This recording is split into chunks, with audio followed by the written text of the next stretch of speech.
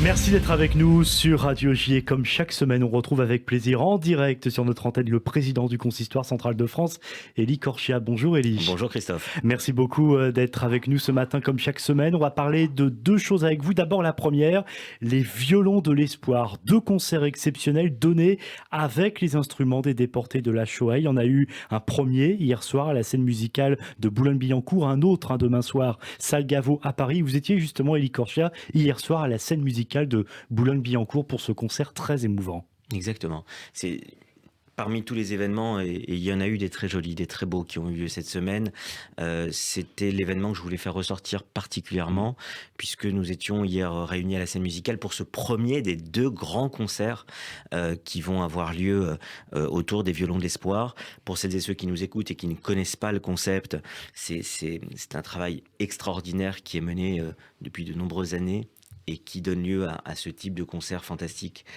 aux quatre coins de la planète, d'Israël aux États-Unis ou encore en France, comme c'est le cas ici.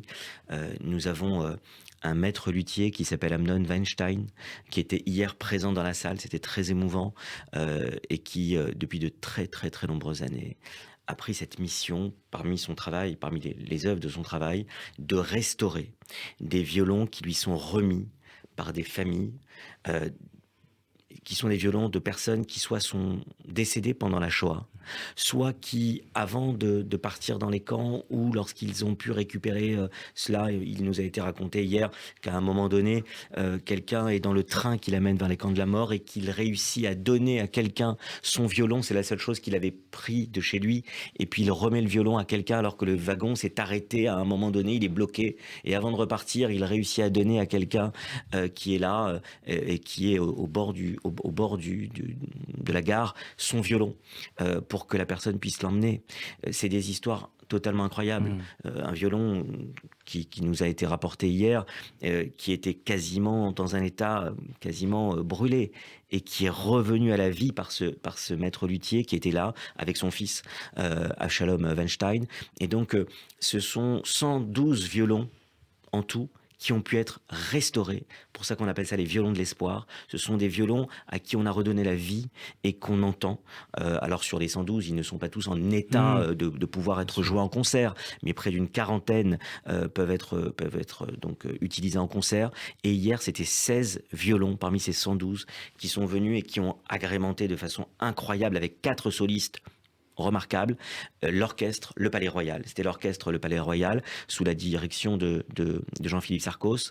Magnifique orchestre dans l'auditorium de la scène musicale que vous connaissez, qui est une très très belle salle. Et donc il y avait l'orchestre et puis ces 16 violons de l'espoir dont il a été raconté pour plusieurs d'entre eux l'histoire qui a été lue avec un texte mis en scène par notre ami Christophe Barbier qui était là présent dans la salle hier soir, Christophe, et les textes ont été lus par intermède, donc avant chaque grand morceau, évidemment de Dvorak, la symphonie du Nouveau Monde, jusqu'au morceau de Avinu Malkeinu, en passant par Vivaldi. Enfin, les thèmes étaient très beaux musicalement, c'était très beau, mais ce qui était intéressant, c'est que les textes nous ont été racontés par la comédienne de la Comédie Française, Elsa Le Poivre, et par le comédien et acteur Gilles Cohen, qui était là dans la salle et qui venait au fur et à mesure pour rythmer, pour scander les morceaux en racontant l'histoire de chacun de ces violons. Et on voyait que chacune de ces histoires était bouleversante. Et Christophe Barbier me racontait ce matin,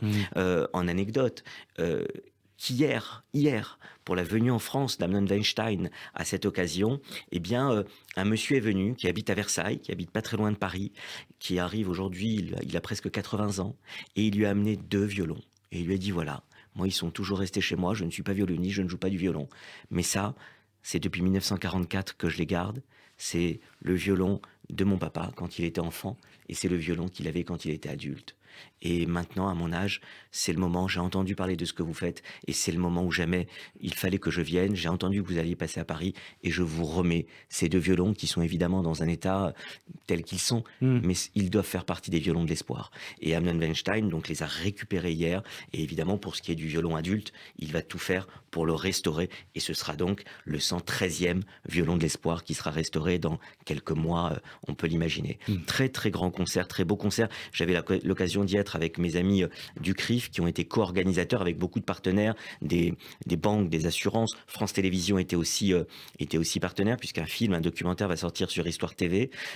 Mais c'était important d'y être et je remercie notamment mes amis du CRIF, Jonathan Arfi, le président, le directeur exécutif Robert Egenès, qui était présent dans cette belle salle de la scène musicale. Et j'y étais aussi avec mon ami Michel Amar, qui représentait la mairie de Boulogne, puisque vous savez qu'elle était, Boulogne est fière d'avoir cette magnifique salle, cet écrin de la culture qu'est la scène musicale. Merveilleuse histoire. Et très très rapidement, le roman graphique, il y a bibliothécaire d'Auschwitz. Oui, très rapidement, Christophe. Oui. C'est paru chez Rue de Sèvres, c'est tout récent, c'est un roman graphique remarquable.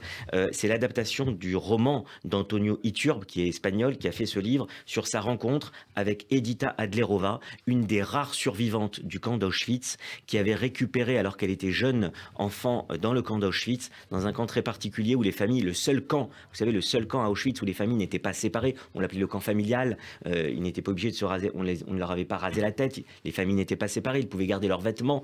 Camp très spécial, qui était un peu la vitrine que les nazis voulaient donner à Auschwitz. Eh bien, elle se retrouve dans ce camp, elle réussit grâce à un homme remarquable qui s'appelle Freddy Hirsch, qui est un petit peu un homme très charismatique à l'intérieur de ce camp. Il va lui donner 8 livres.